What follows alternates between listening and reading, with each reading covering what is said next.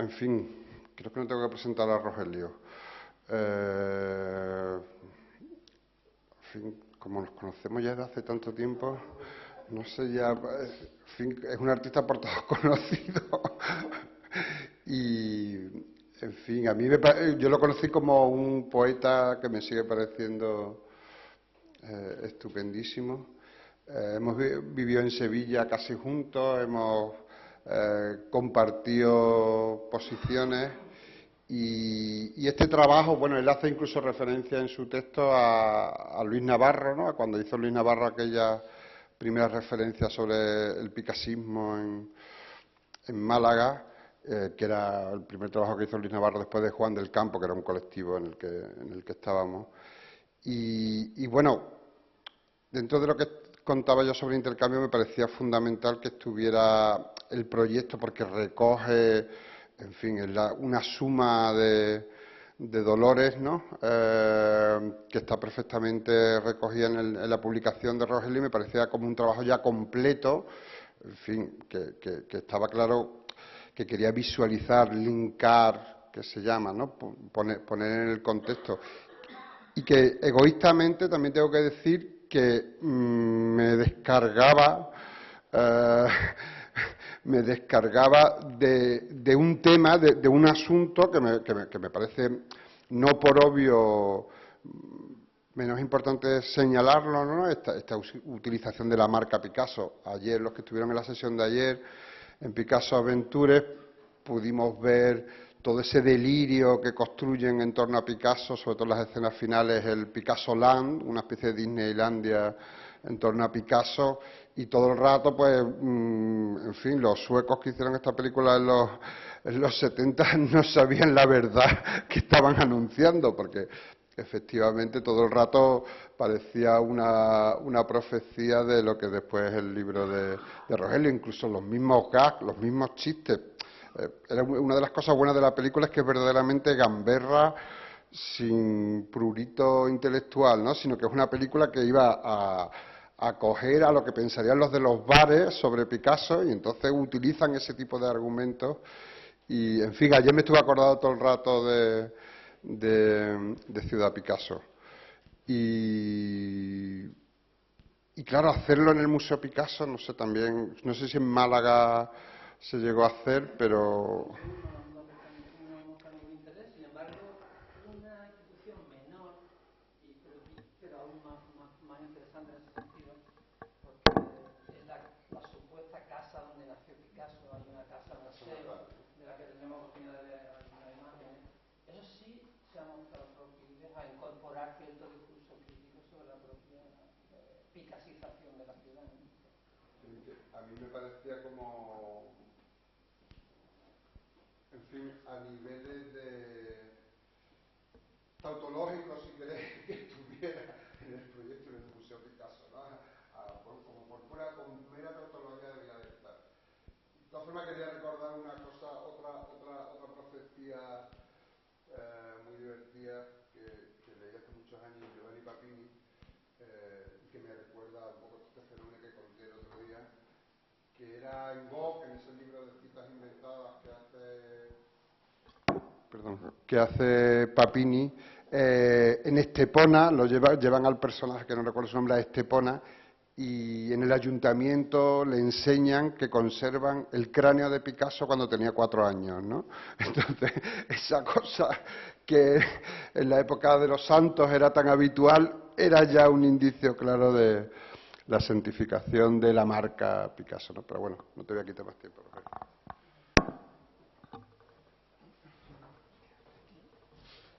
Bueno, muchísimas gracias, Pedro, por la invitación y a la institución también por darnos la oportunidad de compartir estos. Bueno, y eso, solo una cosa que quería decir que me parecía importante. Toma el portátil. Me parecía que como el mundo nos traiciona, quiere decir el hecho de que estéis presentando aquí esto, el seminario, es decir, esto no estaba previsto, pero como hay un vacío de poder, quiero decir, como la institución está sin cabeza, hay un director que va a llegar pero no ha llegado, pues claro, devalúa de alguna forma la presencia en la cosa Picasso. Pero bueno, creo que era importante. El que va a venir. Sí, por eso, pero todavía no ha llegado, entonces, que estaba programado, que no es que nos metamos en el hueco aprovechando que no hay cabeza. Llévatelo. Bueno,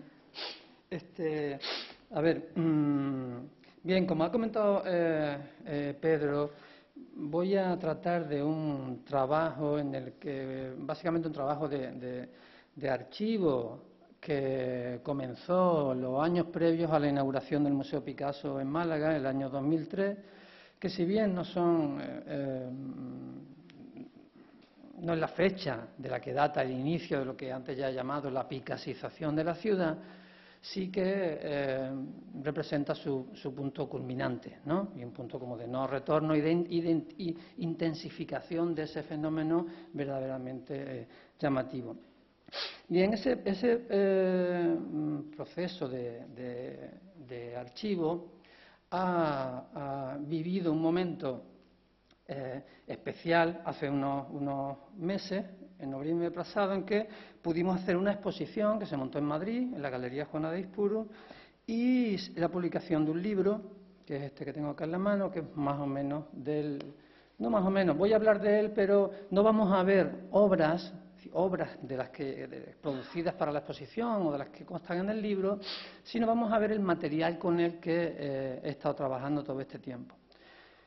El libro simplemente quería mostraros que en la portada no hay ninguna imagen, sino un texto que reza "For copyright reasons, image is not available". Es decir, por motivos de copyright, la imagen no está disponible. Bien, lo que podría haber significado que en el libro no hubiera ninguna imagen, ¿no? Es una alusión a esta intensificación de esta persecución de los derechos de reproducción de las imágenes en la actualidad y muy específicamente a los efectos que ha tenido en este proceso del que hablo, del reencuentro de la ciudad de Málaga con su más pródigo hijo, ¿no? Bien, empezamos con este recorte de prensa. El recorte de prensa es un elemento fundamental en este proyecto, ya que en él se encuentra depositado determinado tipo de información no diría hasta de espíritu, podríamos decir, que solamente se hace visible cuando el tiempo ha hecho desvanecerse lo que Benjamin llamaba la calderilla de la actualidad. Es decir, cuando esa inmediatez de la lectura del periódico no nos deja en realidad leer qué es lo que está ahí sucediendo, ¿no? Cuando podemos leer esta cabecera como un verso, entonces percibimos la polisemia del término capital que en aquel mismo momento quizá no hubiéramos percibido leyendo un periódico el día siguiente de la inauguración del Museo Picasso en Málaga, ¿no? Un ejemplo de ello. Es decir, este material que vamos a ver es todo periódico atrasado, básicamente. Periódicos o, aunque se trate de imágenes tomadas de la ciudad, pero todas caducadas. Caducadas en el sentido de que han perdido la actualidad y en ese proceso de pérdida de la actualidad revelan unos contenidos que en esa inmediatez de la lectura no podíamos percibir. Bien. Málaga capital. Picasso, el acontecimiento cultural más importante de la historia de la ciudad. Bien, la apertura del Museo Picasso responde a un fenómeno global por el cual las ciudades desindustrializadas de nuestro entorno occidente básicamente intentan reinventar su lugar en la nueva economía de servicio a través de su transformación en centros de atracción mundial, centros de atracción de capitales mediante inversiones para grandes eventos e infraestructuras muy vinculadas a lo cultural y también el dinero que también podríamos llamar más menor, ¿no? Más fluido, también más de calderilla, que es el de las visitas turísticas. Bien, dentro de ese modelo de las grandes operaciones urbanas, el caso del Guggenheim Bilbao se convierte como en el paradigma, ¿no? Prácticamente un fetiche con el que sueña cualquier alcalde, ¿no? Con tener una especie, con la apertura de un centro cultural, de un museo, que proporcione un icono distintivo de la ciudad dentro de esa nueva economía, y al mismo tiempo funcione casi de un modo mágico, como una nave nodriza que aterriza en este caso en la antigua zona portuaria de Abando y Barra, y la transforma completamente ese barrio ruinoso, sucio, tenebroso, en algo brillante, atractivo para el turismo y para los capitales, ¿no? Bien, este sería como el caso extremo. Bien, en el caso de Málaga, es interesante que reparemos en la fecha, 24 de octubre. Son 3 días antes de la apertura del Museo Picasso, que se titula "Expertos abogan por encontrar el hito de la Málaga cultural", ¿no? Hay un poco de trampa, efectivamente, en estos expertos que se están buscando el hito todavía 3 días antes de la inauguración del museo. Están jugando con ventaja, efectivamente. Pero también es cierto que a falta de un elemento patrimonial, físico, arquitectónico, por ejemplo, fuerte en torno al cual edificar esa reconstrucción de la ciudad, como las ciudades vecinas. Es decir, Málaga no tiene ni Giralda, ni Alhambra, ni mezquitas, ¿no? Con lo cual, pues, se ve obligada y al mismo tiempo tiene la extraordinaria oportunidad de que pues, el pintor más famoso del siglo XX haya nacido allí, ¿no? Bien, esto también está el hecho diferencial de la ciudad de Málaga. Un año después de la inauguración del museo, se habla de que ese hecho no es otro que el de ser la cuna del mejor creador del siglo XX. Este es el mejor creador del siglo XX, que vivió 10 años en la ciudad de Málaga, por lo cual vamos a ver que esto exige un forzamiento en bastantes casos a la hora de intentar encontrar un vínculo, ¿no? Por más que la infancia efectivamente sea el momento o el tiempo más importante a la hora de conformación de la personalidad, ¿no? Pero vinculado a la creación o a la producción artística de un autor, pues quizás no es tan evidente, ¿no? Sobre todo, Málaga tiene que competir con otras ciudades que se reclaman picasianas, ¿no? La propia ciudad de Barcelona, este cartel de una campaña en la que se reclama que Picasso no se ha ido nunca, ¿no? La Coruña, que se reclama como la ciudad donde Picasso nació como artista, que también es una distinción importante, que no importa que un niño nace en un sitio, sino que artista nace en un sitio, no estudian. Entonces, como hay sucesivos, digamos, nacimientos, como este otro en Horta de San Joan, que se reclama el sitio donde Picasso lo aprendió todo, con donde algunos textos dicen donde Picasso nace como genio, que sería otro nacimiento, ¿no? Nacimiento como individuo, nacimiento como artista, nacimiento como genio. O sea, hay cierta competencia en este asunto de la cuna, ¿no?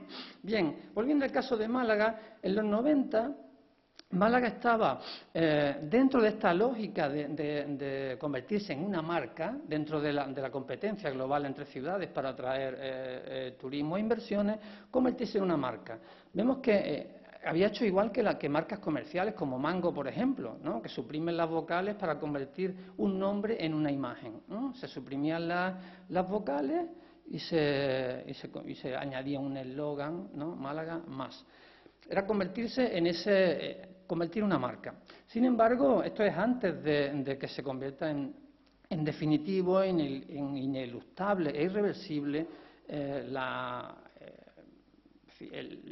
el co-branding entre estas dos marcas, Picasso y Málaga, ¿no? Que dará lugar a este bucle, ¿no? constituir un imaginario que sea la Málaga de Picasso y, por otra parte, la construcción del Picasso de Málaga, con lo cual es un círculo que se cierra por completo. También se va a elegir esta fotografía fundamentalmente entre las miles de fotografías de Picasso que hay, que curiosamente tampoco no es un sombrero, el sombrero se llama popularmente sombrero cordobés, pero bueno, es más, digamos, andaluz, ¿no? Que también es un elemento que se intenta recuperar muy fuertemente en este proceso. Vemos la grafía, la escritura de Málaga, esto es un stand de una feria turística. Y esto es lo más reciente, quizás lo más definitivamente que redondea la operación, que es la transformación, junto con la utilización de la grafía, en Málaga se escribe ya siempre así, y convertirse, igual que pues las ciudades son la muy noble y muy leal, o la muy... en la escritura dentro de la heráldica, Málaga se proclama a sí misma como ciudad genial.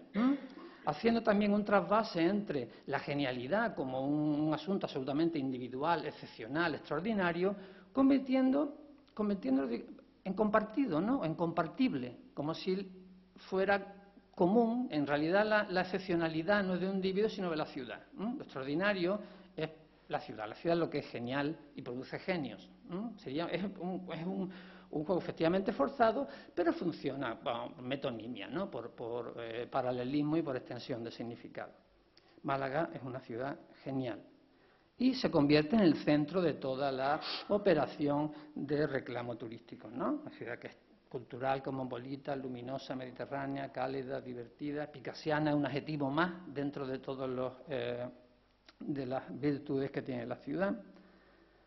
Genial. Bien. Esto es como decía, el proceso empezó años antes. La casa de Picasso, la casa natal, cuando se decidió cuál era la casa, y se abre en el año 98, perdón. Esto es un cartel que se edita con motivo de la apertura de la casa. Y empieza un proceso de buscar dónde Picasso ha escrito la palabra Málaga, ¿no? Empezar a buscar rastros en la obra de Picasso donde se haga referencia a Málaga, ¿no? La botella de Málaga. Y empieza una operación también por parte de toda la prensa local, crear una especie de consenso en torno a la importancia del hecho del nacimiento de Picasso en la ciudad, ¿no? Como declara este conferenciante. O la directora en ese momento de la casa natal de Picasso, ¿no? Como si no llegan a confluir estos elementos, ¿qué hubiera sido, no? Empiezan a aparecer incluso en textos universitarios la importancia de las corridas de toros que vio el niño Picasso, por supuesto en la Plaza de Toros de Málaga, no en la Plaza de Toros cualquier otro lugar del mundo, que luego reaparecerán en el Guernica. También se habla de la importancia de un terremoto que sufrió la ciudad cuando el niño tenía 3 años, cómo eso aparece también luego en la propia composición del Guernica. Y las imágenes que estáis viendo se habla del paralelismo y la importancia, la impronta imborrable de las procesiones de Semana Santa en el niño Picasso a la hora de ejecutar estos retratos de Duramar llorando. Bien, se organizan campañas publicitarias de recordar a la ciudad el momento en el que nace Picasso. Y, como digo, quizá el dato más antiguo que he encontrado, porque si he dicho antes, quizá me he equivocado, que la casa de Picasso se inauguró en el 88, este cartel de la feria es la fiesta mayor de la ciudad, está realizado un año antes por Eugenio Chicano, que es un pintor que va a ser luego el director de la casa natal de Picasso. Se está celebrando, la feria celebra la Reconquista, la expulsión no, en el caso de Málaga es más tremendo, es la esclavización de toda la población musulmana y judía de Málaga y su venta como esclavos, es decir, el fin de la Málaga islámica. Y para el cartel Eugenio Chicano ha incorporado a los Reyes Católicos este retrato de Jacqueline, de manera que incorpora la panoplia de los héroes locales, ¿no?, de un modo un poco, ya digo, forzado, las figuras de Picasso. En el año 98, esto es 10 años más tarde, se utiliza quizá el único dibujo que Picasso realizara de un Cristo, forma parte de una serie de grabados de tauromaquias, donde hay un torero muerto y por una esquinita aparece un retrato de que se supone que es Jesucristo, ¿no? Y se amplía la imagen y se convierte en un cartel de la Semana Santa, ¿no? De modo y también ha acompañado esta grafía, que no he llegado a dilucidar si se trata de una extrapolación real o si es un desarrollo de la firma de Picasso a la hora de construir una posible, una imaginaria, una potencial escritura por parte de Picasso de este nombre. Esto ya empezó a dar lugar a ciertas resistencias anónimas en estratos de la ciudad, ¿no? Como esta cita que hace referencia también a aquella famosa declaración de Dalí, Picasso es un genio, yo también, Picasso es comunista, yo tampoco. Un par de años más tarde se utilizará este dibujo para anunciar otra vez la feria, ¿no? Un dibujo del joven Picasso. Bien, la marca Picasso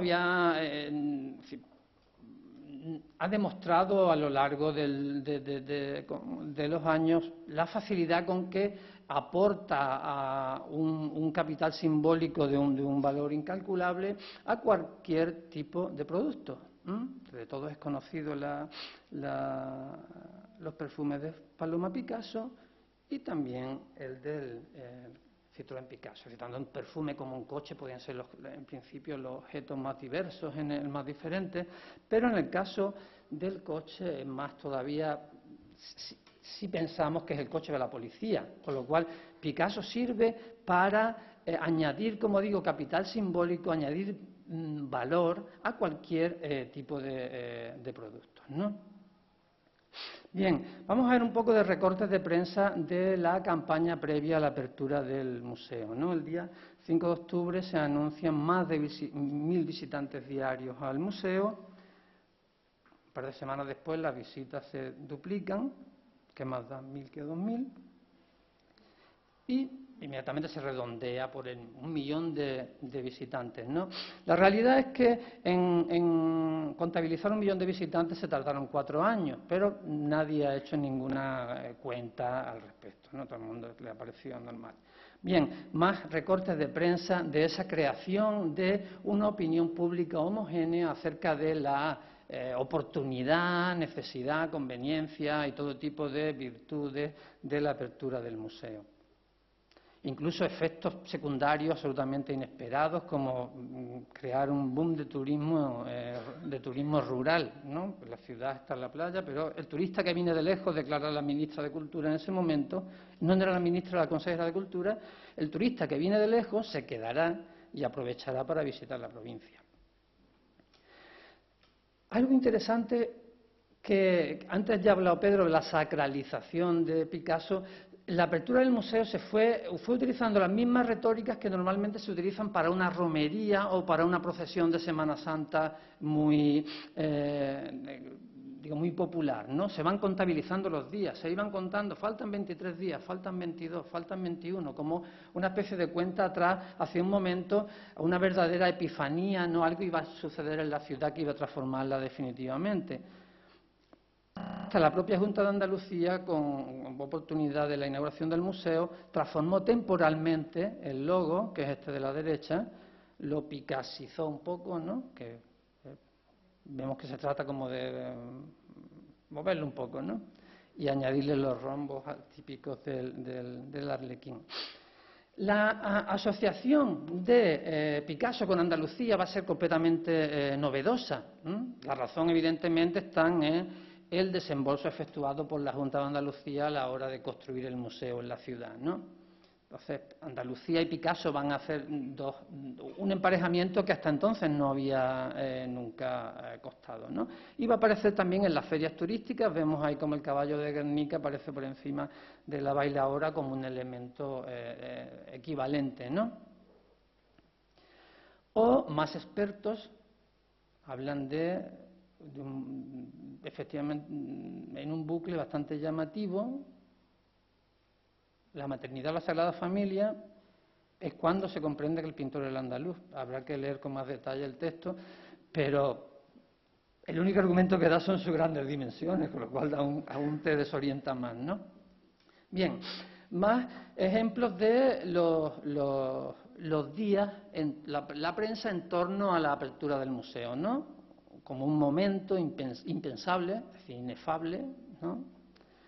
Irrepetible y histórico. Es decir, adjetivos muy contradictorios, pero que conviven a la hora de subrayar la excepcionalidad del asunto. O incluso como una especie de bola, ¿no? De bola de cristal mágica que servirá para que sepamos quiénes somos, ¿no? A través del museo vamos a ver nuestro pasado y nuestro futuro. Más opiniones de expertos. Antonio Bandera asegura que el Picasso es el mayor acontecimiento de la historia de Málaga. O este es el director del Centro de Arte Contemporáneo, matiza que es el logro cultural más importante desde hace un siglo, ¿no? No va tanto como a toda la historia de la ciudad. O revelaciones como esta de la consejera Carmen Calvo, que si bien antes nos advierte que cueste trabajo creerlo, Picasso en su casa de Valladolid se sentaba siempre en dirección a Málaga. Como subrayar este vínculo absolutamente inquebrantable que supera todo tipo de contrariedades, ¿no? Y que tiene efectivamente connotaciones o evocaciones religiosas, ¿no? Empiezan los efectos paranormales, las psicofonías. Picasso habla a través de los responsables, ¿no? Porque sabemos que Picasso quería este museo, ¿no? Más efectos paranormales que inundan la ciudad y más psicofonías.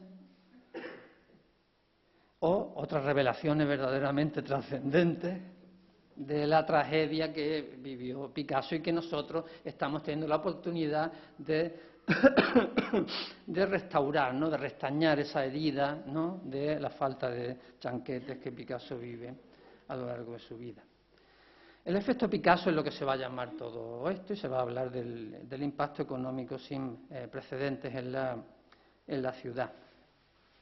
Picasso va a reinventar Málaga y se va a hablar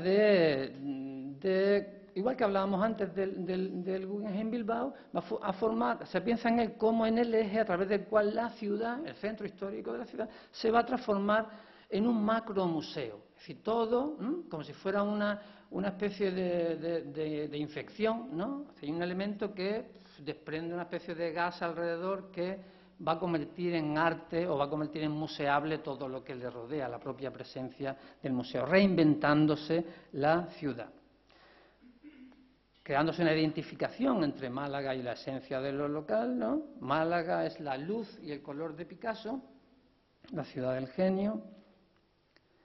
Vamos a ver más recortes de prensa de aquellos días en los que la alegoría de la creación, ¿no? De la recreación, del renacimiento de la ciudad a una nueva vida de mano de un nuevo Dios, ¿no? De esta aparición.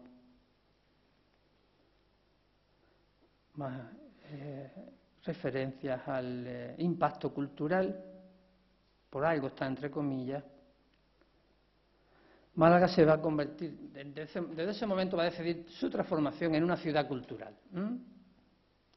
Y básicamente el efecto va a ser cuando en las ferias de turismo se va a presentar como tal, ¿no? Vemos aquí otra vez la selección de esa imagen del Picasso andaluz, ¿no? Con el sombrero y la capa española y la azafata repartiendo pins.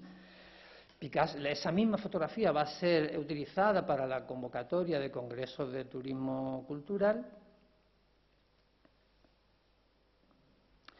Y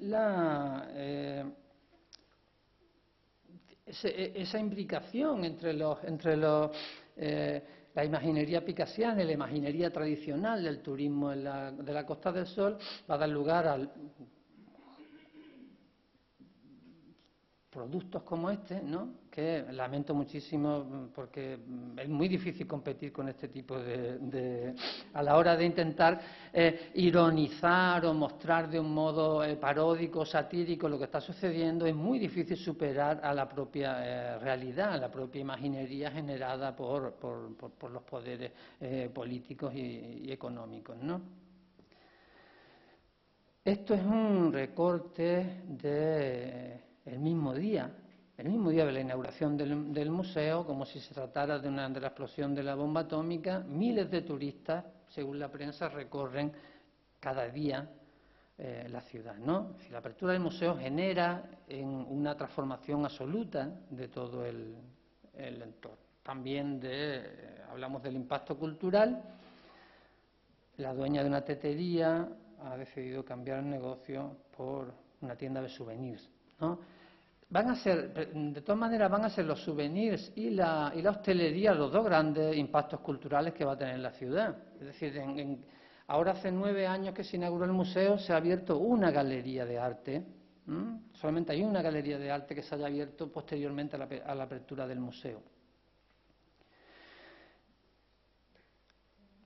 Esta tienda está en el aeropuerto. Es muy interesante, me parece, esta constatación de que, si bien Picasso funciona como una marca, digamos, sonora y también como una firma, a la hora de crear una imaginería distintiva se ha recurrido sin ningún tipo de pudor a Miró. Es decir, Picasso y Miró funcionarían en el imaginario turístico si no como elementos intercambiables, sí diríamos que indisolubles, pertenecientes a un mismo universo, ¿no?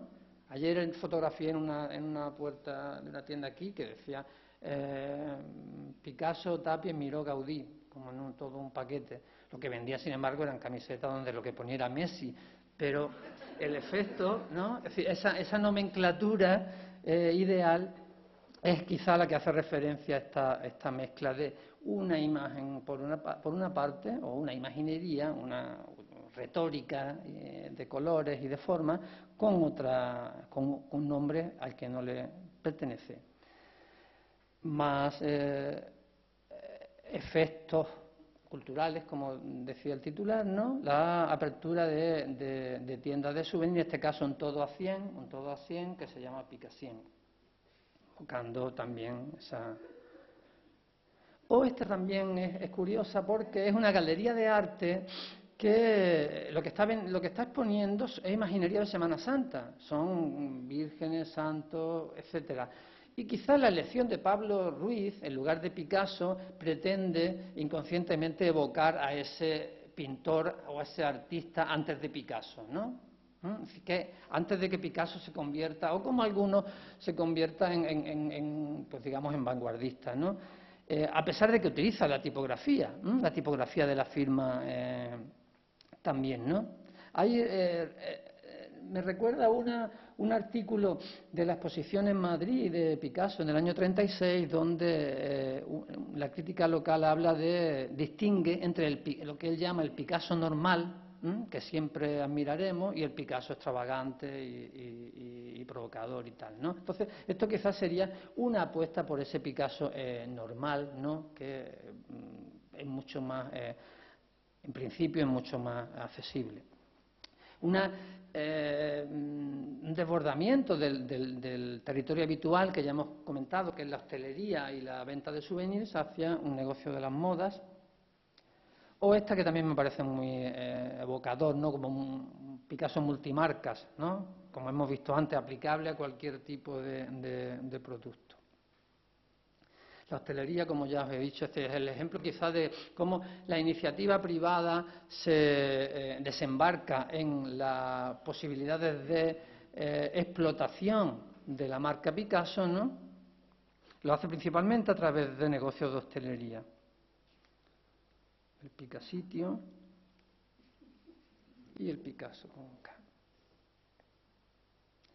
Quizá esta imagen de un chiringuito, sabéis lo que es, ¿no? Es una especie de negocio, hostelería más o menos precario, ¿no? Que no solía tener pues, agua corriente o todos los servicios, digamos, ¿no? y que no funciona de un modo estable, sino que se monta para aprovechar pues, la temporada de verano en las playas, ¿no? Este es un chiringuito en el centro de la ciudad que toma también el nombre de Picasso, también abriéndose todo este campo de evocaciones acerca de la urgencia y también quizá la precariedad con que se ha intentado elaborar esa conjunción entre el fenómeno entre la marca Picasso y la marca Málaga, lo que antes he intentado llamar como co-branding. Este también sería uno de los negocios más reveladores, ¿no? Este casi de todo Picasso, que también podría servir como un emblema de todo el proceso que está viviendo la ciudad.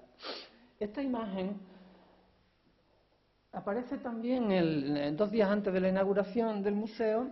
Se trata de Carmen Calvo, entonces consejera de Cultura de la Junta de Andalucía, y de, ¿cómo se llama? Rosario, ¿qué? No me acuerdo. Que era la delegada en Málaga. Inmediatamente la delegada va a pasar a ser consejera y la consejera va a pasar a ser ministra. Es como si el contacto mágico con la figura de Picasso, a pesar de, en este caso, realizarse mediante una imaginería ciertamente poco sagrada, ¿no? Es un cabezudo de los de feria, pone en evidencia una vez más la dificultad de intentar elaborar un discurso crítico, ¿no? Utilizando la ironía para desvelar los excesos de este proceso. Las imágenes que veis a la derecha son obras de un artista italiano, de Maurizio Cattelan, y forman parte de un proyecto que hizo en el año 98 en el MoMA de Nueva York, precisamente para ridiculizar, para evidenciar el modo en que se explota la figura de Picasso por parte de las instituciones artísticas. Es un proyecto en el que alguien vestido como Picasso saluda a los visitantes del mismo modo que Mickey Mouse saluda a los niños cuando llegan a Disneylandia. Lo que, cuando la he emparejado, es para, una vez más, subrayar, como decía, de qué modo un discurso en principio crítico es perfectamente asumido por parte de la institución, ¿eh? Como un gesto del que solamente se ve sus potencialidades de reproducción mediática, ¿eh? Más allá de la posibilidad de percibir una cierta paradoja o cierto grado ridículo en la situación, ¿no? Aquí no me interesa tanto la declaración de Christine Picasso en el titular, sino en el subtítulo. Me emocionó el fervor por Picasso en los malagueños que nunca habían visto una obra suya. Ese efecto también verdaderamente religioso de que algo extraordinario pasa, se crea un vínculo de un modo verdaderamente, diríamos, mágico, si no fuera porque es un efecto creado a través de la fabricación de una opinión también sería mucho decir, de una sensación pública, ¿no? de pertenencia. Lo que está teniendo lugar en estos días en Málaga es lo que la retórica clásica llama una anagnórisis, y que mis tías saben lo que es. Así que cuando en un culebrón se descubre que eres hermano de tu novio o tu padre en realidad es la madre de no sé quién, ¿no? Esa revelación de cuál es tu verdadero origen. Esa traumática experiencia es la que sucede en Málaga. Somos hermanos o hijos o herederos del artista más famoso o más rico del siglo XX. Entonces, ¿qué sucede? Pues a la ciudad entera la revoluciona, ¿no? Ese es el proceso que se está viviendo en ese momento, y es lo que explicaría que, sin haber todavía abierto el museo ni haber visto una obra de Picasso, pues la ciudad muestra fervor hasta ahora reservado a los religiosos. Estas son las declaraciones del primer visitante de pago del museo, después de los 2 días de inauguración, en los que hubo una selección de grupos que lo visitaron. El primer visitante sale declarando que no tiene palabras para describir lo que he visto, ¿no? La gente no sabe lo que hay ahí dentro, ¿no? Como el que sale de una atracción de feria, ¿no? Como que ha visto el cordero de 5 cabezas, ¿no? Como una cosa que viene verdaderamente traumatizado, ¿no? El Picasso, el museo está a tope, casi 2.000 personas, como se esperaban según las previsiones, como esa profecía autocumplida de los primeros días. El museo está que no se cabe, ¿no? E inmediatamente surge la noticia de que Picasso quiere crecer. Y con este museo no tenemos para nada, efectivamente, y empiezan pero muy inmediatamente, ¿no?, a aparecer los globos sonda de la necesidad de expandir los espacios museísticos dedicados a la figura de Picasso. Al mismo tiempo, Picasso parece también como cautivo de la bendición o de la maldición del rey Midas, ¿no? Que todo lo que toca esa marca, pues efectivamente dispara sus valores, ¿no? La fiebre Picasso dispara los precios. Y me parece también muy rica la noticia. El centro se convertirá en una ciudad museo, habíamos ya leído antes, pero la imagen el recorte corresponde a la entrega de los premios, como leéis arriba, de la Financiera y Minera de Arquitectura y Construcción de Málaga. El premio lo otorga el presidente de la Financiera y Minera, que no es ni más ni menos que Italcementi, es decir, la fábrica de cemento de la ciudad, que una multinacional que tiene una fábrica en la ciudad, de la que se dota de material de construcción a toda la costa de Málaga, y el premio se está entregando al concejal de urbanismo, a quien mejor, ¿no? Es decir, la fábrica de cemento entrega un premio al concejal de urbanismo que anuncia que la ciudad se va a transformar el centro se va a transformar en una ciudad museo. Cualquier noticia va a aparecer vinculándose a Picasso, ¿no? Estas campanas, que no es que daten de principios del XIX, sino que son las campanas que oyó Picasso. Todo va a adquirir un valor porque tengan relación con la figura de Picasso, ¿no? Un ejemplo es en el centro hay una iglesia con una torre mudéjar que en todas las guías turísticas, en todas las guías arquitectónicas, en todos los libros de arte, aparece como la iglesia tiene una torre mudéjar, una torre mudéjar especialmente relevante por sus cualidades formales, estéticas, tal. A partir de este momento va a aparecer en las guías porque es la iglesia donde se bautizó Picasso. Es decir, se empieza a narrar in media res una historia de la ciudad desde otro punto. Hacia adelante y hacia atrás, el hecho del nacimiento de Picasso va a transformar la historia de la ciudad. Al mismo tiempo, estos son efectos secundarios, daños colaterales, podríamos decir. Por la apertura del Picasso y el turismo, los comerciantes insisten en instalar videovigilancia en el centro. Es decir, el arte, la cultura va a servir como coartada para facilitar determinadas transformaciones del espacio urbano, frente al cual se había mostrado determinadas resistencias o determinadas reticencias, ¿no? En este caso, la coartada es el inmenso valor que tiene el museo, lo que obligaría a instaurar un tipo de seguridad implementada del centro histórico. Más revelaciones de los presidentes de los comerciantes, abundando en la necesidad de la videovigilancia en el centro turístico. Esto que ven en el suelo son unas pegatinas, unos adhesivos que una mañana me encontré en la fotografía sin saber bien qué era. Luego, porque salía de viaje, cuando regresé me enteré que eran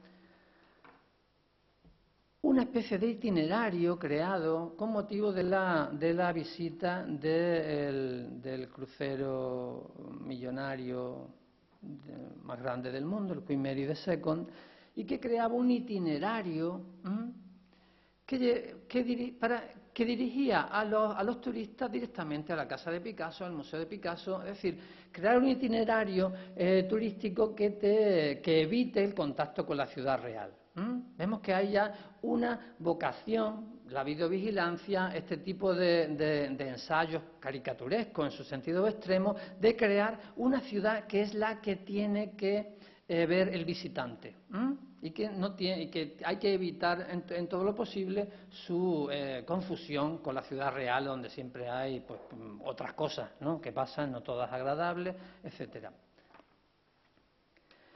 En relación con esto, vemos que aparecen otros proyectos, como el de unir el edificio donde está la antigua casa de Picasso con una especie de puente de los suspiros, con un edificio colindante, de modo que la expansión, la necesidad de expansión, esa necesidad de crecer de Picasso, que habíamos visto alguien, se va a fantasear construirla, pero de modo que no interfiera en la ciudad, como si hubiera una especie de submundo picasiano. Hacia el turista, cuando entra a lo picasiano, ya no va a ver más la ciudad, ¿no?, sino que va a ser conducido por una especie de puentes y túneles, de modo que no vea, pues, digamos, esos otros aspectos que lo pueden distraer, ¿no?, de esa experiencia intensa estética.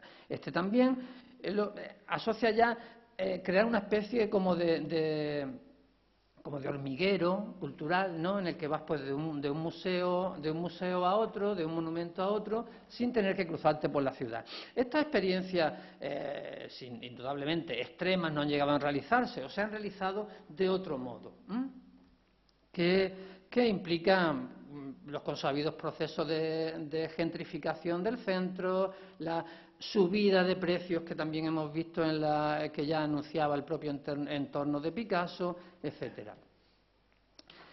La señalización de los espacios, de los hitos picasianos del centro de la ciudad, va a comenzar inmediatamente con la colocación de una serie de placas de cerámica que nos informan al visitante de que en la tercera planta de esta casa vivió Picasso entre un año y otro, de que en esta parroquia fue bautizado Picasso, pero también a falta de demasiadas actividades picasianas de un niño de 10 años, pues se tiene que recurrir a informar de las actividades de su padre, ¿no?, como que donde tenía el taller o donde se reunía el padre del pintor de tertulia con sus amigos. O también me parece que es sumamente reveladora, cuando ya se empieza a aludir a la tradición. Es que sin duda no hay ninguna documentación fehaciente del asunto. Si empezamos a reclamar la leyenda, la tradición, es que no hay ni el más mínimo dato que nos sirva de base y de sustento real. Pero se trata de crear en todo el entorno de la ciudad alusiones a lo que se pretende convertir en esa marca distintiva de la ciudad en el mercado. La iniciativa privada también se asomó a este proceso de señalización. Esto es un restaurante que recuerda, en una placa cerámica, que en el año 2002 allí comió la nuera de Picasso, Christine Picasso. Hay un hecho de la vida de Picasso en la ciudad de Málaga, en relación con la ciudad de Málaga, que sin embargo no está señalizado. Picasso no se fue de la ciudad con 10 años para nunca más volver, sino que volvió de adolescente con su amigo Casagemas, ¿no? Y pues a finales del siglo, pasó la Navidad, el fin de año y el fin de siglo en la ciudad, supongo con la típica intención de adolescentes de aparecer en la ciudad, pues, y darle un palo, darle un sablazo a una tita mía que me quería mucho, ¿no? Y vamos a verla, que seguro que me da algo. Picasso y su amigo aparecen en la casa de una familia pequeño burguesa de la ciudad. Se encuentran con el mayor de los rechazos, ¿no? Ellos llegan ya bohemios, con sombrero, fumando en pipa, con melena. La familia no quiere ni verlo, le dicen que su amigo allí no se queda, y él, si se corta el pelo y se baña, pues sí se podría quedar, ¿no? Entonces, pues, Picasso pues, decide que no, y pasan una semana en los burdeles y en las tabernas que había en esta calle. una calle de prostitución barata, como yo la conocí en los años 70, calle Camas se llama. Y lo que estamos viendo son la parte del proceso de demolición de esa calle, de esa parte de la ciudad, también en nombre de esa reconstrucción y readaptación de la ciudad a las necesidades del mercado turístico al que aspira integrarse, ¿no? Esta calle ya no existe, quiero decir, todo esto está demolido, y donde estaban estas pensiones de mala muerte y estos prostíbulos donde pasó Picasso en las últimas noches que pasó en la ciudad de Málaga, ahora albergan el primer hotel de 5 estrellas de la ciudad. Es decir, hay en ese espacio antimonumental, en ese espacio en el que no hay ninguna memoria que señala el proceso de transformación, es precisamente el más revelador de todos, de la transformación, de la metamorfosis que la ciudad sufre o protagoniza en nombre precisamente de la figura de Picasso, ¿no? Borrando un momento muy significativo, ¿no? Porque es el momento en que no un niño que echa de menos una ciudad, sino un adolescente que se encuentra con el rechazo de una clase y con el conservadurismo de una ciudad a la que decidirá no volver nunca más, ¿no? Entonces, ese momento altamente significativo es conveniente borrarlo de la mitificación de esa historia que hemos visto antes acerca del ensueño del volver a comer chanqueta y de sentarse mirando como el que mira hacia la Meca, ¿no? Mirando hacia la ciudad. Bien, así que Picasso se convierte, o lo picasiano se convierte en una parte más de la imaginería turística de la producción de souvenirs, ¿no? Es decir, que la creación de una especie de souvenir como un dispositivo capaz de significar un recuerdo de una experiencia que con muchísima frecuencia ni siquiera se ha tenido. Es decir, la mayoría de los souvenirs que se venden no son de cuadros que están en el museo. Es más, es curioso, las postales que se venden en las tiendas de souvenirs en Málaga son de este museo, no son del Museo de Málaga. No hay ninguna imagen del Museo de Málaga que se pueda adquirir en la calle. Son seguramente fenómenos vinculados de un modo íntimo a lo que mostraba al principio, de las razones de copyright y el control de las reproducciones. Precisamente ese control de las reproducciones de la obra de Picasso va a dar lugar, si bien se hace en principio con la intención de preservar no sé, la calidad o la imagen, a lo que da lugar la persecución de esas reproducciones, da lugar a la producción de un souvenir que raramente podría satisfacer las exigencias de un espectador picasiano, digamos, alguien que ha visitado el museo.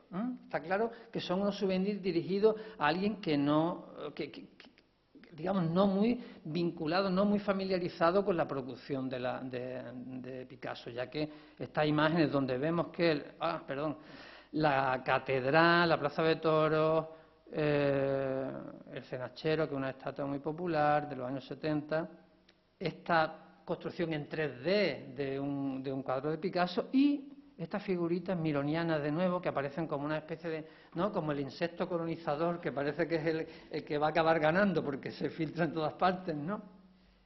O dar lugar a estas construcciones que también me parecen extraordinarias, ¿no?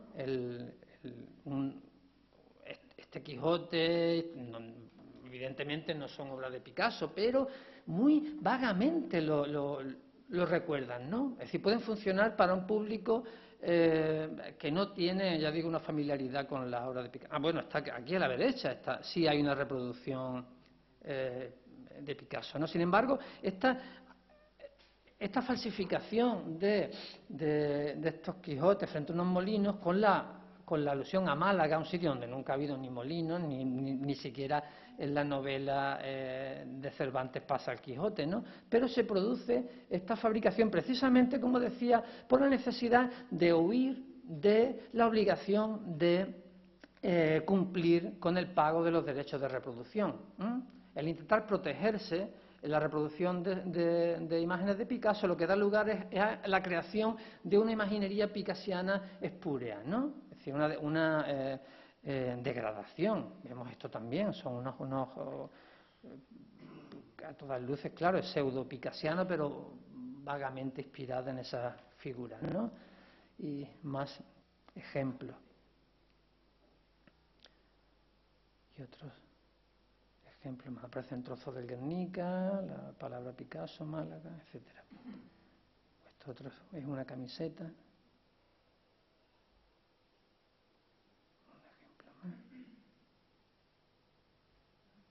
Bueno, quizá el caso más significativo del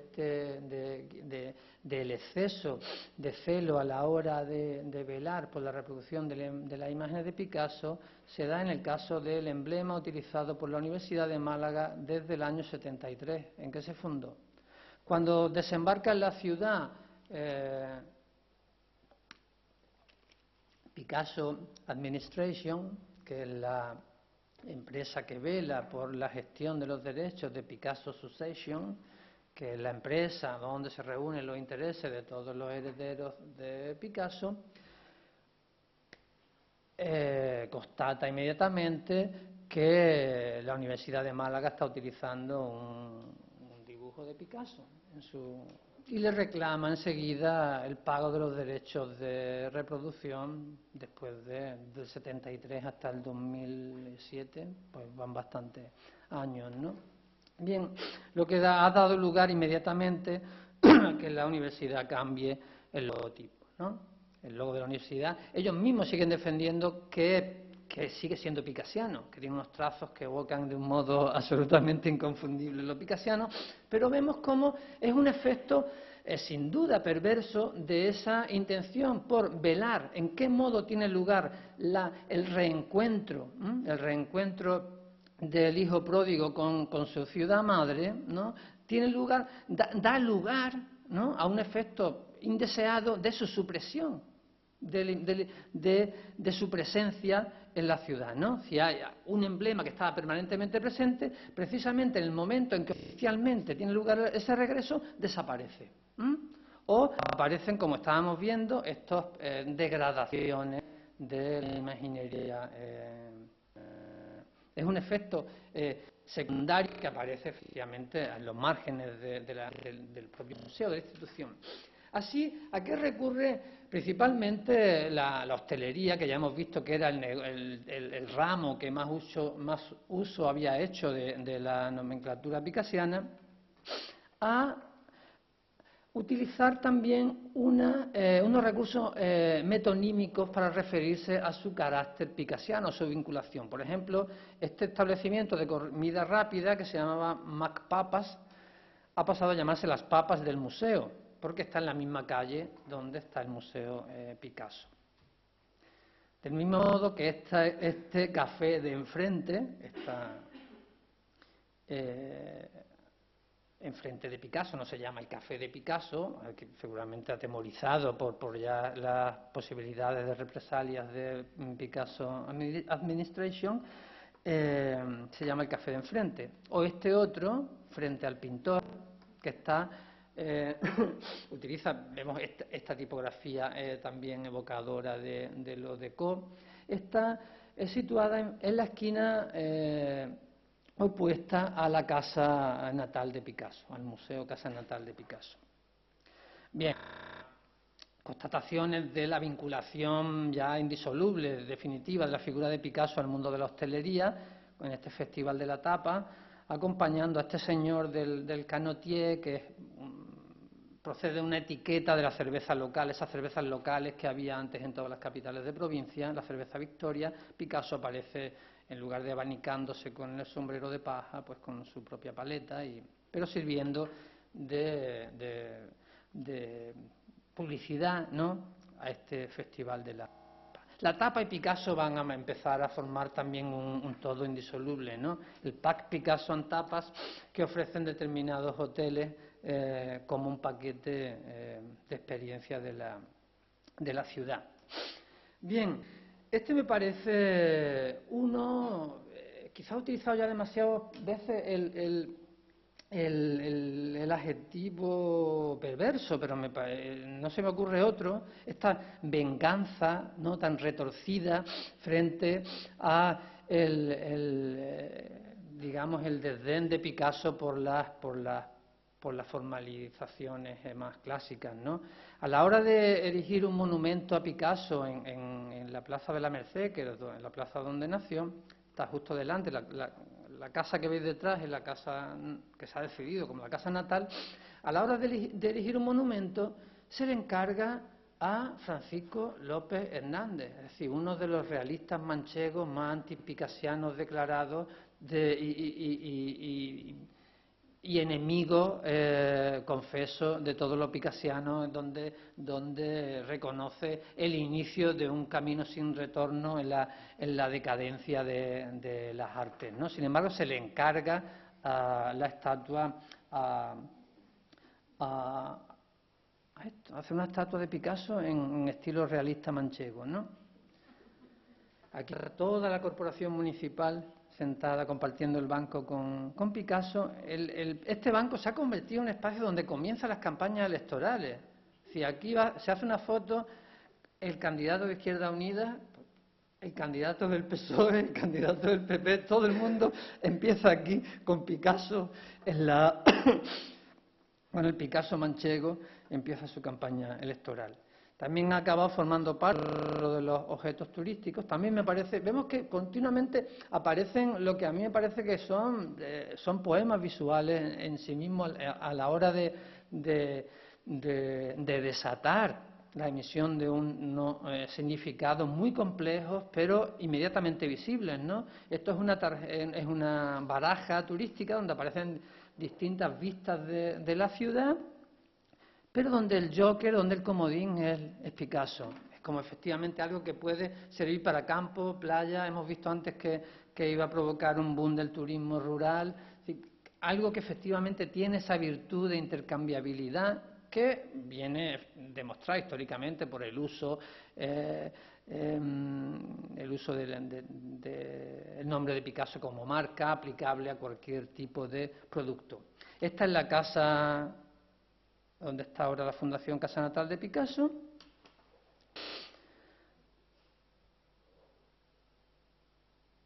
Acá sigue siendo, sigue siendo esta parte de la derecha.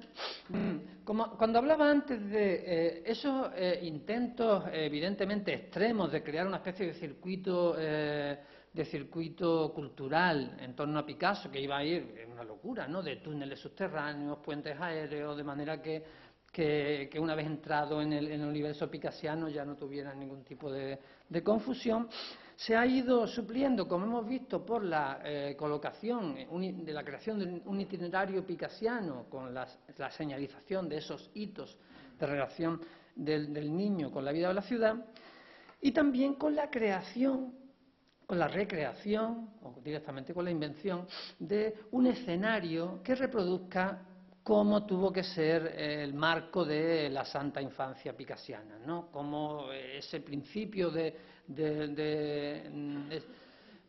esos finales del siglo XIX, que en torno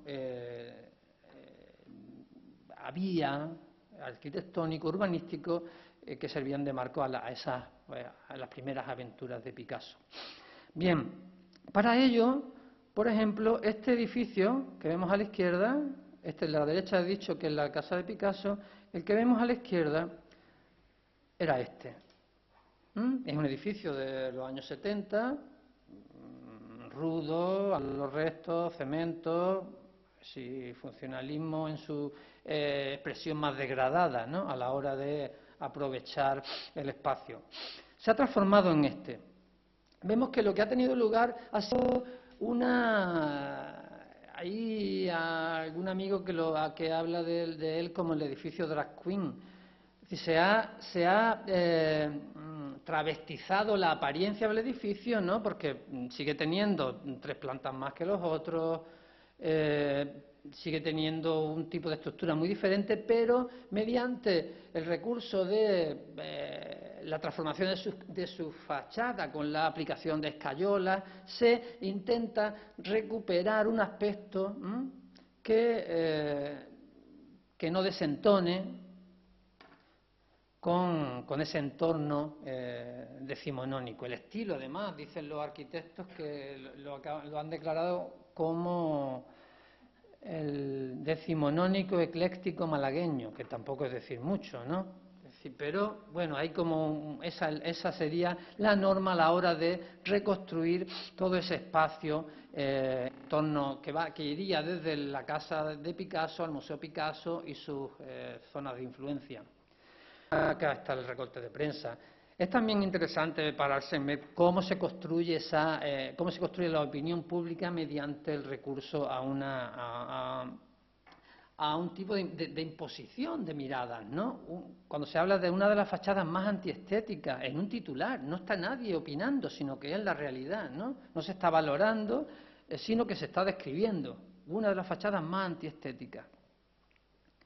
Y es antiestética precisamente porque desentona con la casa de Picasso, ¿no? Lo más interesante, y que también sirve como metáfora del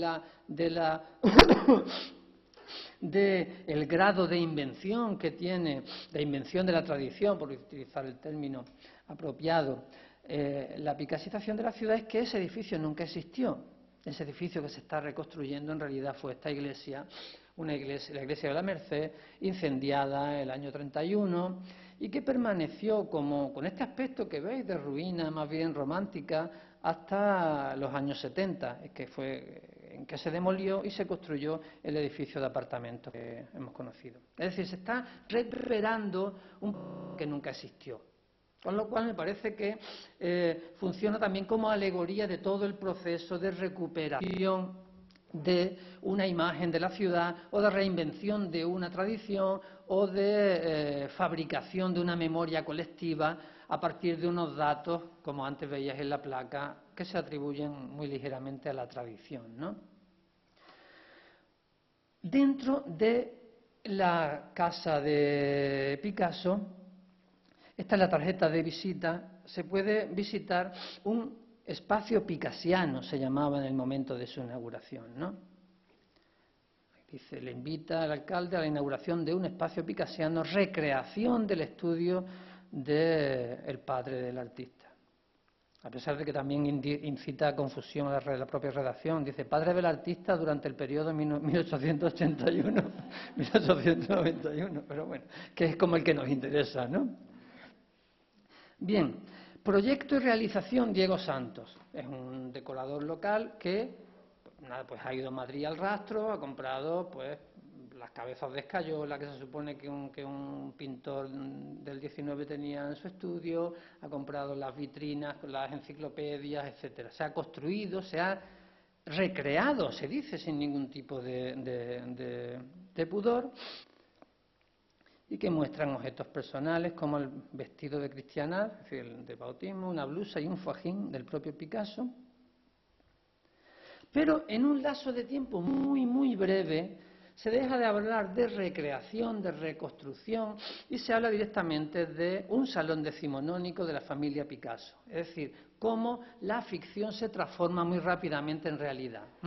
Y ahora, por desgracia, la Fundación Picasso ha suprimido unas becas de investigación que convocaba todos los años, pero yo estaba tentado antes de que la pidiera otro, hacer una investigación que demostrara la influencia de las ilustraciones de los libros que hay en esas estanterías que compró Diego Santos en la final de los 80 en el Rastro en Madrid, la influencia de esas ilustraciones en los primeros dibujos de Picasso, porque todos sabemos que efectivamente el tiempo es reversible y se puede demostrar que esa influencia se puede ejercer perfectamente al revés, ¿no? Aquí está una imagen de ese salón decimonónico. Bien, también dentro de esta serie de operaciones disparatadas que no han tenido mucho más continuidad, tuvo lugar la promoción del espacio inmediato a la casa de Picasso, de la creación de una especie de escenario montmartriano, como es ahora, ¿no? Un espacio para turistas donde haya artistas pintando con pinceles. y con Caballete, para el cual pues se invitaba a los estudiantes de Bellas Artes. Aquello no duró más de una convocatoria, ¿no? Los artistas ahora no pintan en Caballete, o si lo hacen, no lo hacen al aire libre, no sé. Vemos que están haciendo composiciones abstractas, pero están ahí en la calle, en la puerta de la casa de Picasso, ¿no? Como, no sé. Sí, ese tipo de ideas muy rancias y muy simplificadas, como si se estuviera pensando en un consumidor de los eventos pues muy tonto, muy básico, ¿no? Este es otro edificio de la plaza, que también reinventa la imaginería del eclecticismo decimonónico malagueño, y que interpreto como un doble homenaje a las dos grandes figuras de la cultura que ha dado la ciudad de Málaga, que todos sabéis que son Picasso y Marisol, y tienen también los dos esa doble S en su nombre, ¿no? El edificio Picassol. La incorporación de la imaginería picasiana, sobre todo a partir de la firma, que parecería que es lo más distintivo. Esto es el arco, un arco triunfal que abre la feria, que ya hemos hablado de ella. El mismo autor que hizo, está obsesionado entre la feria y Picasso, como el mismo autor que hizo el cartel con los Reyes Católicos y el retrato de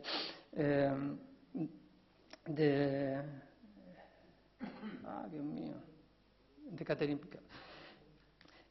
Jacqueline, perdón.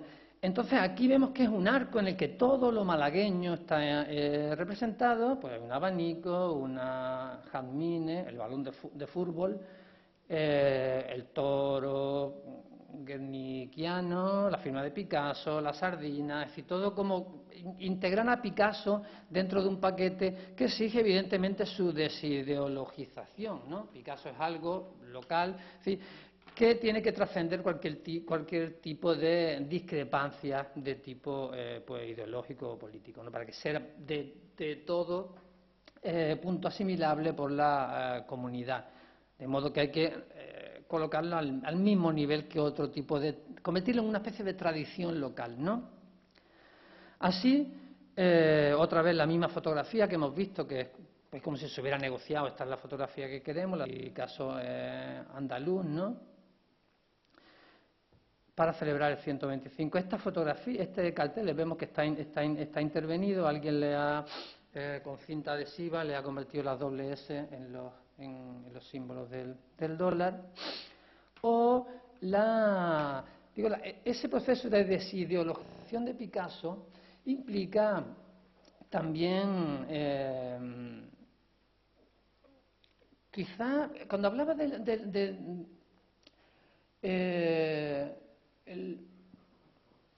el hecho de subrayar el carácter andaluz de Picasso, esto en absoluto entra en contradicción con el carácter español eterno, digamos, ¿no? Ese es el Picasso que se recupera. Cuando se abre este museo en el que estamos, por ejemplo, Picasso significa otras cosas, ¿no? O cuando en el año 81 se celebra el centenario de Picasso, en la ciudad de Málaga los eventos que se organizan, recordemos que eso es el mes de octubre, en el 81, en el septiembre acaba de regresar el Guernica a Madrid, en febrero había tenido lugar el intento de golpe de Estado de Tejero, que es justo el día de hoy. Es decir, Picasso significa otras cosas, ¿no? En ese momento Picasso está significando todavía ese vínculo con la legalidad democrática, republicana, etcétera, ¿no?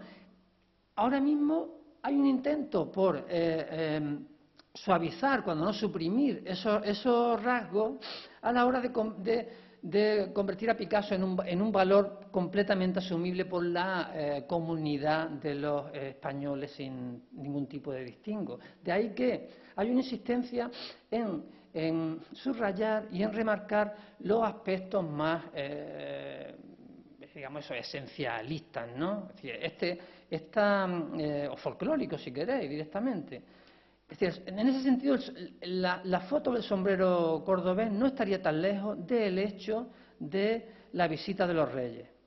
Pensemos que cuando hablamos de España estamos hablando de la monarquía católica, ¿no? Como esa invención de un Estado a partir de la supresión de Al-Ándalus fundamentalmente y de la supresión de una idea de un territorio marcado por divergencias, ¿no? Y la obsesión por una homogeneidad lingüística, cultural, étnica, religiosa, etcétera, ¿no? Que es la que inauguran los Reyes Católicos. Ahí es donde Picasso se está insertando en la actualidad. De ahí tanto interés por mostrar la figura de Picasso con los reyes. Este juego de palabras también me parece, desde el día de la inauguración, también me parece muy revelador, ¿no?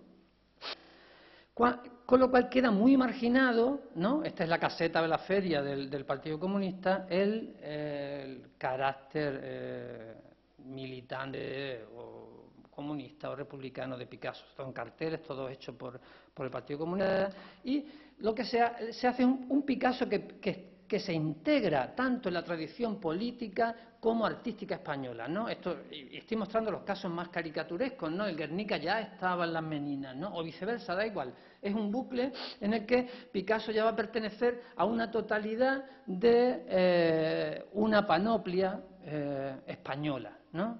Indiscutiblemente española, y que se insista en su gusto por la tauromaquia. Está en la feria, la corrida de toros que se hace con motivo de la inauguración del museo, una feria taurina,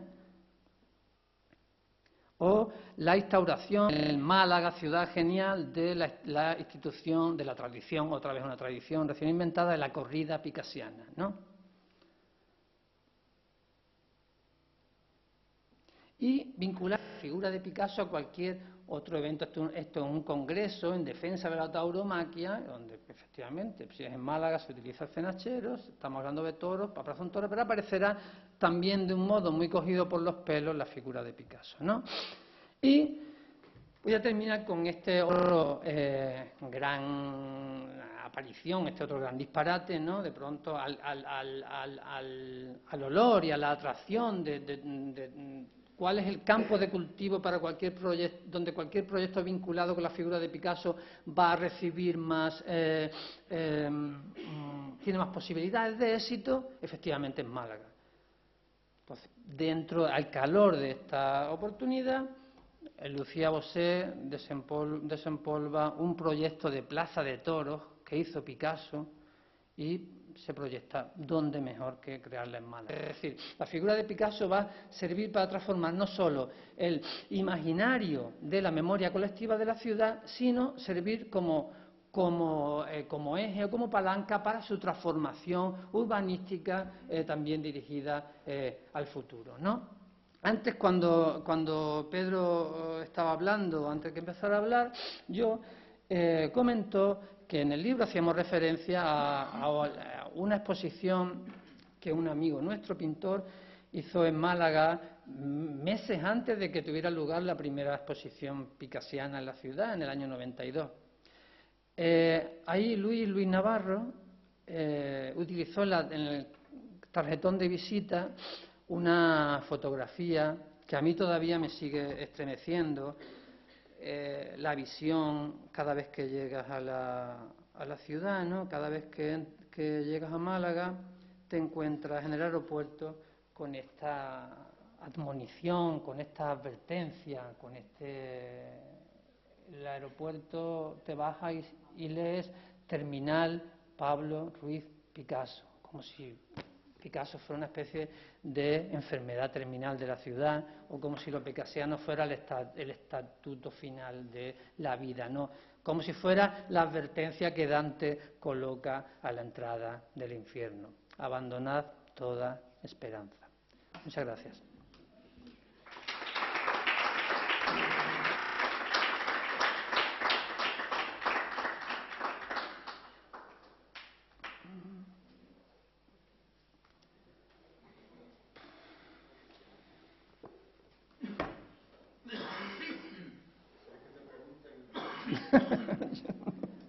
Si hay alguna duda, alguna... Todo eso está en el informe de esta investigación que se ha hecho, está en el volumen. No, lo que os he estado mostrando ha sido el material con el que he estado trabajando. Es decir, aquí hemos visto obligado a hacer una selección, claro. Si no correríamos el riesgo de aquella pesadilla, ¿no?, de Borges, el plano que tenía las mismas dimensiones que la realidad, ¿no? No podríamos hacer un libro, tendríamos que ir a Málaga, ¿no?, para hacer un libro del tamaño de la ciudad de Málaga. Aquí hay una selección, y una selección de textos también, perdón, que desde distintas perspectivas, desde los estudios de género, los estudios culturales, el urbanismo o la historia del arte, abordan el fenómeno del encuentro o el choque o el encontronazo o la mistificación de estas dos marcas de este evento del reencuentro de Málaga con Picasso, que, como también hemos comentado con Pedro alguna vez, es susceptible de suceder en otro sitio, solo que tiene una marca muy distintiva y que es la que me parece que tiene un sesgo importante, porque implica el vaciamiento del contenido ideológico, ¿no?, de determinada producción picassiana. Yo recuerdo cuando estuve aquí la última vez, era con motivo de la exposición Viñetas al Frente, y cuando se mostró en Málaga se armó una bronca inconmensurable, ¿no?, de que se estaba politizando la figura de Picasso, cuando Picasso en realidad era un ONGista solidario, partidario de la paz y tal, ¿no? Y claro, cuando piensas que la exposición está montada en torno a los grabados Sueño y mentira de Franco, que era el centro de la exposición, que es la que crea la bronca de se está manipulando y politizando la obra. Es la primera obra que la familia Picasso dona en los 80 a la Fundación Picasso.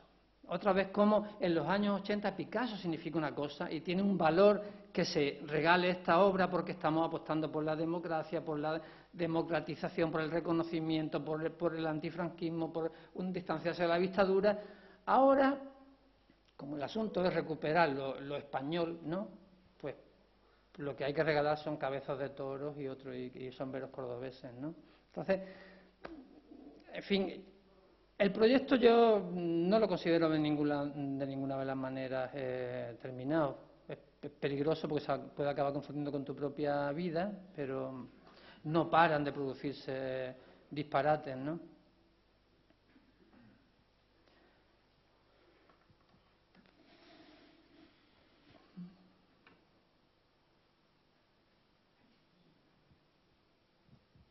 Yo quería preguntarte,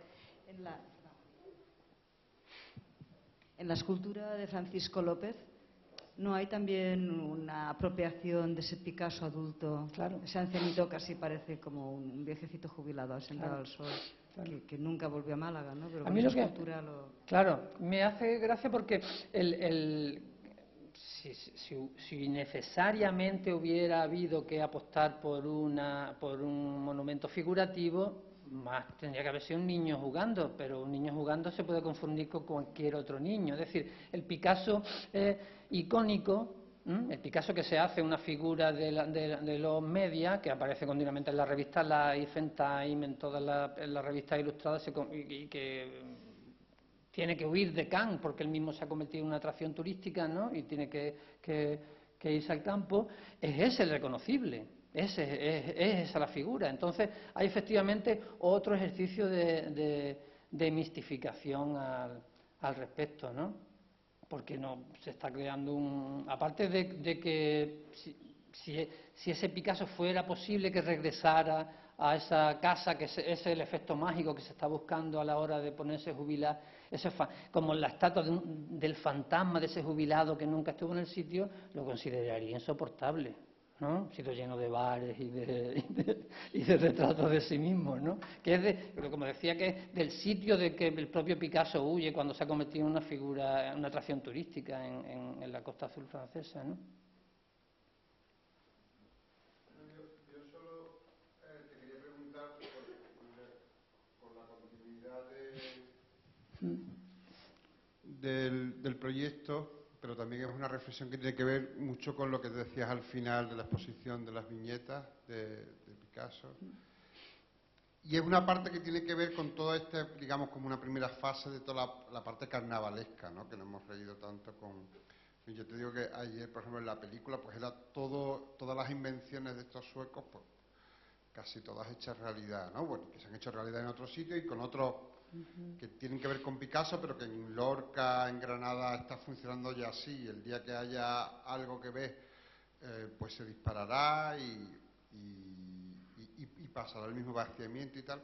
Pero sí que hay una cosa en Málaga que tiene que ver con la familia Picasso y no solo, como ha señalado, la parte del copyright, de los derechos de la firma, etcétera, etcétera, sino es una pregunta sobre si has tocado, ¿no? Debajo de toda la cáscara, digamos, de toda esta cosa carnavalesca, ¿no?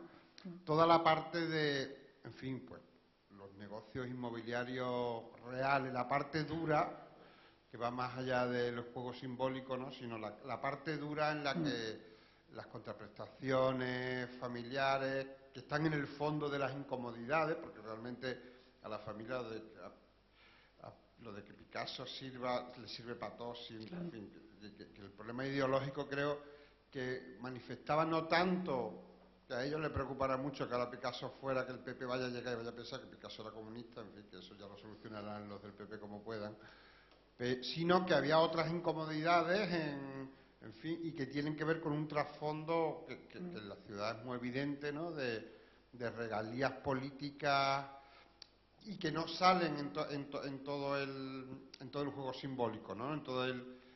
Porque como tú bien sabes y como tú bien dices también, funciona como propaganda, como pantalla, ¿no? Pero por debajo está toda esa cosa tremenda, en este caso, porque ha pasado un poco lo mismo, creo, con el museo en Barcelona, con respecto al barrio, con respecto al ayuntamiento, con respecto a la especulación urbanística, pero en Málaga se da el añadido ese de la familia, de los Picassos, verdaderamente es que han vuelto a Málaga, quiero decir, que han vuelto como empresarios, ¿no? Entonces, un poco que comentar si hay esto que dices de ampliar el proyecto. No, lo que estamos haciendo, el mes próximo vamos a comenzar primero voy a hacer un taller con jóvenes estudiantes viendo todo este proceso, ¿no? Y a continuación vamos a comenzar un ciclo de encuentros con agentes muy diversos de la ciudad, pues arquitectos, abogados, historiadores, geógrafos, organizando periodistas distintos encuentros en los que hablemos del desbordamiento que realmente la figura de Picasso ha protagonizado respecto al lugar vinculado a la cultura en el que siempre aparecen los medios, ¿no? Significa muchas otras cosas, entre ellas las que acabo de comentar. Para ello, no solamente hemos elegido esa variedad de ponentes, ¿no? De perspectivas muy diversas, sino también hemos elegido lugares en los que no hay ningún museo ni ninguna institución cultural en el sentido cultural específico, ¿no? Sino que los encuentros van a tener lugar en el Colegio de Arquitectos, en el Colegio de Economistas, en el salón de actos de una cofradía, es decir, todos los beneficiarios de ese desbordamiento de la recuperación de Picasso, ¿no? Donde esperamos que aparezcan estos otros asuntos muy duros, más tipo jaque, ¿no?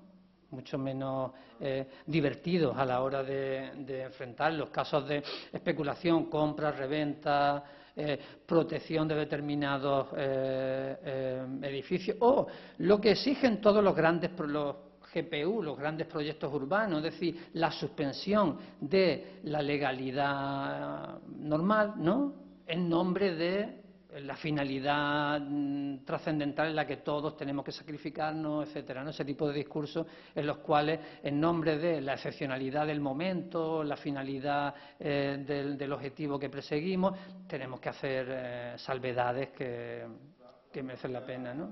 Lógica carnavalesca, ¿no? Estado de excepción por unos días. cambiaremos la fiscalidad. Sin embargo, hay un asunto que a mí dentro de esta recuperación de lo español y lo picasiano de Picasso, digo, no picasiano, lo español, lo andaluz, etcétera, que la consecuencia más inmediata ha sido la apertura del Museo de Tita Thyssen, ¿no? Es decir, que ese sería como el complemento, ¿no? Pues esa colección de caricaturas de los andaluz que son presouvenirs, ¿no? Son verdaderas estampas de un costumbrismo adocenado. Pero hay un caso que me parece que es muy importante reseñar. En el entorno del Museo Picasso hay una bodega tipo cordobesa, tipo de barriles del techo al suelo, tal, que está allí desde los años 70. Es una construcción ya destinada al turismo y que estaba condenada a su derribo cuando se construyera el Museo Picasso. Sin embargo, gracias a que los Picasso llegan con esa visión de lo andaluz, lo andaluz para franceses, ¿no? Y ven en los barriles aquellos, piensan que están viendo algo, una bodega del siglo XIX. Picasso no bebía con 10 años, pero donde podía perfectamente haber bebido él o su padre. Pero aunque la bodega fuera de los años 70, gracias a que los Picasso ven eso como auténtico, se preserva.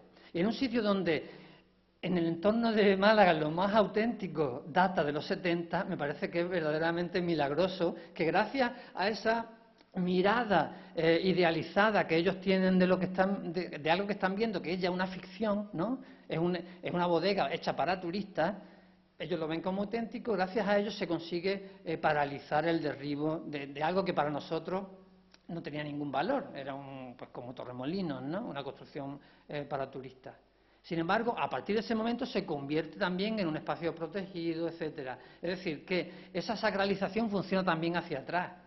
Y supongo que de un momento a otro, hombre, sí, Picasso con 10 años no bebería, pero por lo mismo el vasito ese que se le daba a los niños para que le abriera el apetito. Sí, Antonio Banderas, claro, con las grandes figuras. Picasso, Claro. Está firmado, hay 3 barriles juntos como que quizás son los 3 pilares de la identidad local actual. Uno es Letita, que dice, Málaga es mi tierra. El de Banderas, también cumpliendo con su obligación, dice, viva Málaga y los malagueños y sobre todo las malagueñas, cumpliendo con su obligación de Latin Lover. Y el que está firmado por todos los Picasso dice, viva los toros, el flamenco y el vino. Es decir, es verdaderamente una pieza maestra de la construcción de esa neoidentidad, neorretroidentidad, ¿no? Pero ya digo que es fantástico como algo que era espúreo, que era ficticio, que era una representación para el consumo, se convierte de pronto también en algo sagrado gracias a que quien lo señaliza lo sacraliza, ¿no? Si están sucediendo muchos efectos paranormales por encima de lo que tú has comentado, por encima de todo el tráfico de influencias a la hora de adueñarse de la ciudad, ¿no?